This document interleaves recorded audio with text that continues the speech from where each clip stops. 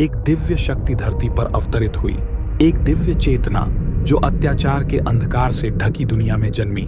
मथुरा में एक भविष्यवाणी ने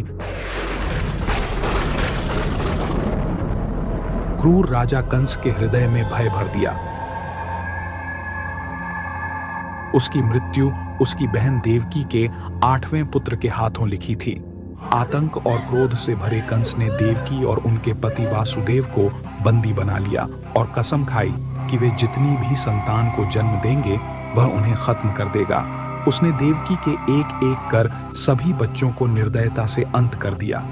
लेकिन जिस रात उनके 8वें पुत्र का जन्म हुआ, एक अद्भुत चमत्कार हुआ। कैदी पहरेदार गहरी नींद में सो गए। वासुदेव की बेड़ियां खुल गईं और जेल के दरवाजे अपने आप खुल गए। उस गहरी रात में वासुदेव अपने दिव्य शिशु को उठाए उफनती यमुना नदी पार कर शांत गांव गोकुल पहुंचे। वहां उन्होंने अपने प्रिय मित्र नंद और यशोदा को शिशु सौंप दिया। इस दिव्य बालक का नाम कृष्ण रखा गया। अब कृष्ण सुरक्षित थे, परंतु उनकी यात्रा तो अब शुरू हुई थी।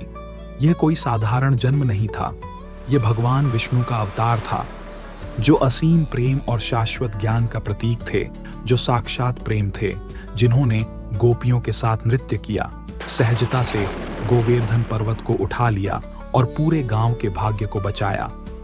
कृष्ण के बचपन के दिन दिव्य शरारतों और मोहक लीलाओं से भरे थे।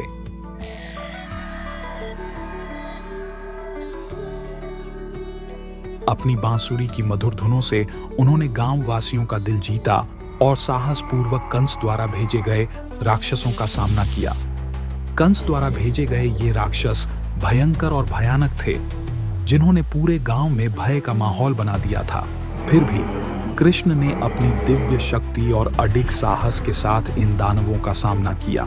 एक एक कर उन्होंने सभी को पराजित कर गांव में शांति लौट आई और अपने प्रिय गोकुल की रक्षा की।